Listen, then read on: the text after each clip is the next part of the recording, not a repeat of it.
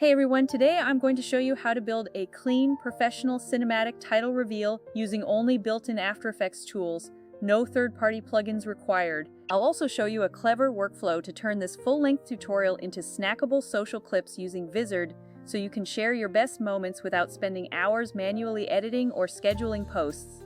Let's jump straight into After Effects by creating a new composition. I'll name mine Main Render using a 2K resolution at 30 frames per second. Next, make a separate composition as a text placeholder, call it Title, and type out your text using a bold, geometric font for that modern aesthetic.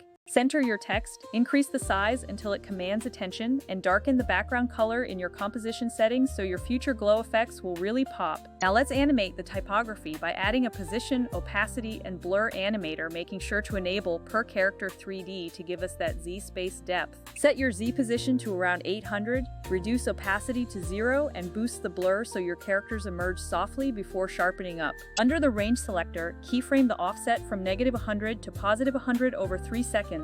Then set the shape to ramp up with some ease for that smooth cinematic flow. To avoid a boring left-to-right reveal, simply turn on the randomize order switch and you'll instantly get an elegant, staggered entrance for your letters. Add an extra tracking amount animator to keyframe your letter spacing from -10 to 20, which adds a subtle, growing motion to the words. If things aren't centered properly, just double-check your paragraph alignment and adjust the anchor point manually until it sits perfectly in the frame. Duplicate your main title to create a smaller subtitle line, changing the weight to semi-bold and pushing it forward in time by 1 second for a nice, staggered hierarchy.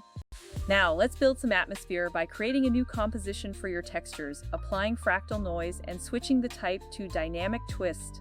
Crank that contrast way up to between 300 and 400, drop the brightness, and tweak the transformation settings to give us those dramatic, organic, flowing lines. Add a time-based expression to the evolution stopwatch so the texture continuously shifts on its own, creating a perfect, non-repeating background element. Bring in some Turbulent Displace and add a duplicate layer with a different blend mode to layer your highlights and create those dark, intricate veins. Create a white solid with a large, heavily feathered mask to act as a soft, sliding light, which will give your textures that painterly premium feel. Back in your main render, drop these texture comps into the scene as 3D layers and rotate them slightly to give your background some genuine depth and scale. Set your blend modes to something like Classic Color Dodge to get that bright, filmic glow, but don't hesitate to reduce opacity if it starts looking too blown out. Add a wave warp effect to your textures with a slow speed to introduce subtle, natural movement that prevents the pattern from feeling too static or frozen.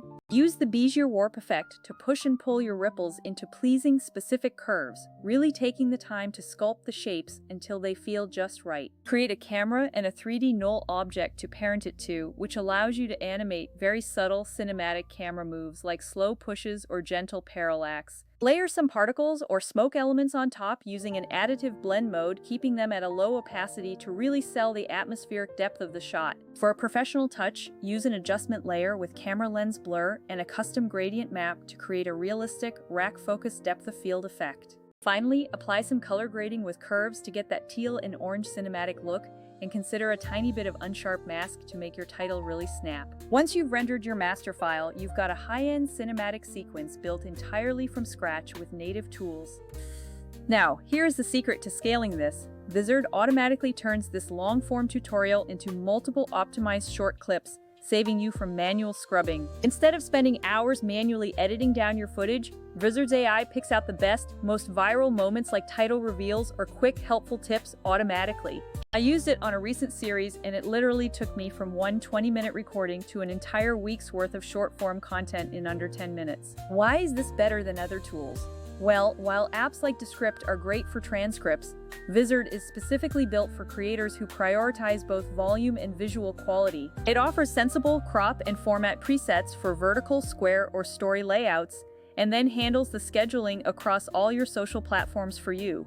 Vizard doesn't replace your creative eye, but it does all the heavy lifting by giving you a stack of smartly edited candidate clips ready for your final review. You can easily edit those auto-generated text overlays, swap out thumbnails, and set your posting frequency so your content goes out on autopilot. Vizard really shines if you produce tutorials, podcasts, or interview footage, finding those specific micro moments where viewer engagement usually spikes.